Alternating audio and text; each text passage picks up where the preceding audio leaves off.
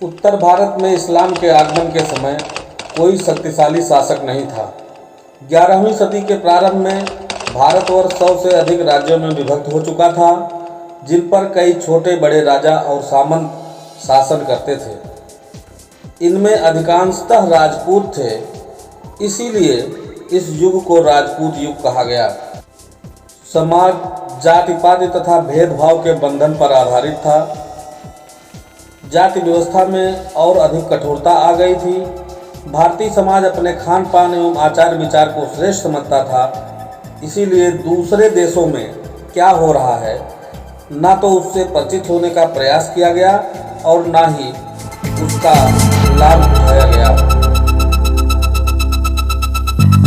उन दिनों भारत में कई छोटे बड़े राजा और सामंत थे। उत्तर भारत में चौहान, तोमर, गढ़वाल, चंदेल, चालुक्य जैसे राजपूतों के राज्य थे। सभी अपने राज्य के विस्तार में लगे हुए थे। इसी समय तुर्कों ने, जिनका राज्य ईरान, अफगानिस्तान व तुर्किस्तान में था, भारत में अपना राज्य फैलाने के लिए आक्रमण करना शुरू कर दिया था।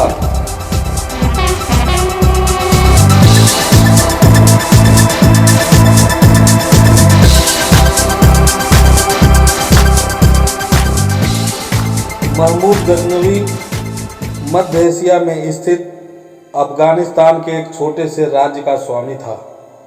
यह राज्य पैगंबर साहब के उत्तराधिकारियों या खलीफा साम्राज्य से स्वतंत्र हो गए थे, इसीलिए इनके शासकों को सुल्तान कहा गया और इन राज्यों को सल्तनत या सुल्तनत कहा गया। तुर्क लोगों द्वारा पहला बड़ा हमला तब हुआ जब गजनी राज्य के महमूद गजनवी नामक तुर्क राजा ने भारत पर हमला किया।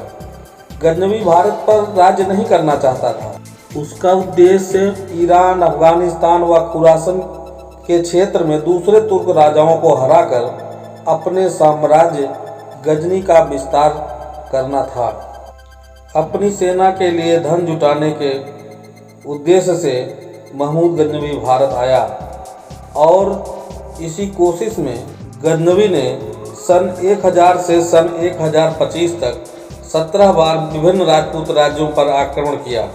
उसने राजाओं को हराकर उनके धन पर कब्जा किया, उन मंदिरों और बौद्ध मठों को तोड़ा व लूटा जिनमें बहुत सारी धन दौलत थी। इसमें सन 1025 में सोमनाथ मंदिर पर उसका आक्रमण सबसे ज़्यादा प्रसिद्ध है। सोमनाथ मंदिर गुजरात के सौराष्ट्र क्षेत्र के वेरावल में स्थित है और यह भारत के 12 ज्योतिर्लिंगों में से एक है। सोमनाथ मंदिर पर अनेकों बार आक्रमणकारियों द्वारा आक्रमण किया गया और इस मंदिर को बार बार क्षतिग्रस्त किया गया, नुकसान पहुंचाया गया। सोमनाथ मंदिर का पुनरुद्धार भारत के प्रथम गृह मंत्री सरदार वल्लभ भाई पटेल जी के प्रयास से हुआ। भारत के प्रथम राष्ट्रपति महामहिम डॉक्टर राजेंद्र प्रसाद के हाथों 11 मई सन 1951 को यहाँ ज्योतिर्लिंग की स्थापना की गई।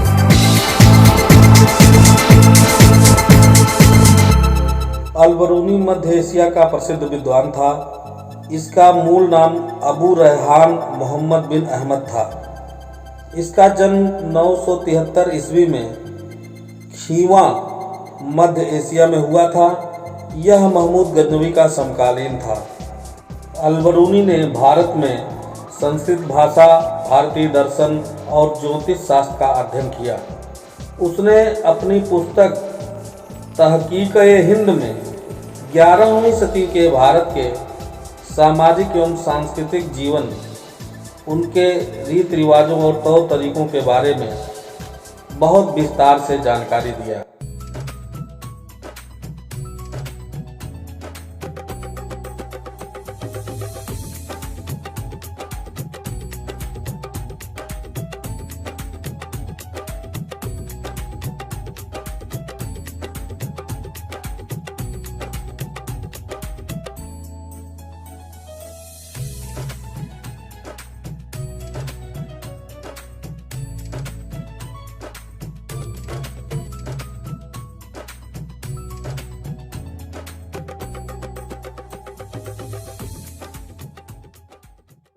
मोहम्मद गोरी अफगानिस्तान के गोर नामक स्थान का रहने वाला था।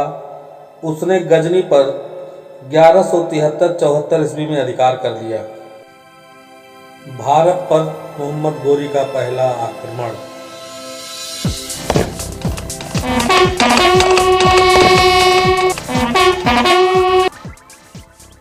ग्यारह सौ 75 ईस्वी में मुल्तान पर गौरी ने पहली बार आक्रमण किया। यहाँ उसे चालुक्य वंश के राजा मूलराज द्वितीय ने अपनी साहसी विधवा मां नायिका देवी के नेतृत्व में आबू पहाड़ के निकट पराजित किया। पहली पराजय के बाद उसने आक्रमण का मार्ग बदलकर पंजाब की तरफ रुख किया और पंजाब पर आक्रमण करना प्रारंभ किया। 1190 ईस्वी में उसने संपूर्ण पंजाब को जीत लिया था। उसके राज्य की सीमाएं दिल्ली और अजमेर के शासक पृथ्वीराज तृतीय के राज्य से मिलने लगी। जिन दिनों गौरी भारत पर आक्रमण कर रहा था, उस समय पृथ्वीराज चौहान अपने राज्य का विस्तार करने में लगे थे। पृथ्वीराज चौहान एक वीर, साहसी एवं योग्य सेना नायक थे। उन्होंने कई राजपूत राजाओं को पराजित किया। इनमें चंदेल शासक परमादिदेव भी था। परमादिदेव के आला उदल नामक लोक प्रसिद्ध नायकों ने पृथ्वीराज से जमकर युद्ध किया और इस भीषण युद्ध में आला और उदल मारे गए थे। भटिंडा राज्य पर मोहम्मद गोरी के अधिकार कर लेने के बाद पृथ्वीराज चौहान तथा मोहम्मद गोरी के बीच संघर्ष की स्थिति बन गई। मोहम्मद गोरी तथा पृथ्वीराज चौहान के मध्य पहला युद्ध तराइन के मैदान में, जो हरियाणा के करनाल जिले में इस समय स्थित है, सन 1191 ईस्वी में हुआ। इस युद्ध में मोहम्मद गोरी की हार हुई और वह जान बचाकर भागा। 1 वर्ष तक मोहम्मद गोरी ने चुपचाप अपनी सेना को मजबूत बनाया और सन 1192 में पुनः पृथ्वीराज पर आक्रमण किया। इस युद्ध में पृथ्वीराज की हार हुई और उसको बंदी बना लिया गया। पृथ्वीराज को पराजित करने के बाद मोहम्मद गोरी ने 1194 में कन्नौज के शासक जयचंद को चंदावर नामक स्थान पर पराजित किया। मोहम्मद गोरी के सेना नायकों ने ग्वालियर, बयाना, बिहार एवं बंगाल पर विजय प्राप्त की। मोहम्मद गोरी के मृत्यु के समय सन 1206 ईस्वी तक लगभग संपूर्ण उत्तर भारत पर उसका अधिकार और प्रभुत्व हो चुका था। सन 1192 का तराइन युद्ध निर्णायक युद्ध साबित हुआ।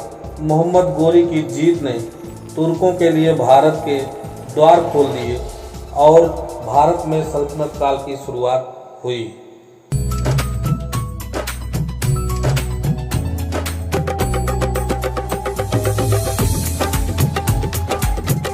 भारत में तुर्कों के विजय के कारणों के बारे में इतिहासकारों का मत एक नहीं है। फिर भी मुख्य कारण जैसे राजपूत राजाओं में एकता का अभाव होना, राजपूत राजा पुराने युद्ध प्रणाली और पुराने शस्त्रों का प्रयोग करते थे। वहीं तुर्क सेना के पास अच्छी नस्ल के घोड़े और फुर्तीले घुड़सवार थे। तुर्क सैनिक कुशल तीरंदाज भी होते थे। इसके अलावा एक प्रमुख कारण तत्कालीन भारतीय समाज में व्याप्त ऊंच नीच एवं छुआछूत की भावना। इतिहासकार इन्हीं कारणों को तुर्क विजय का कारण मानते हैं।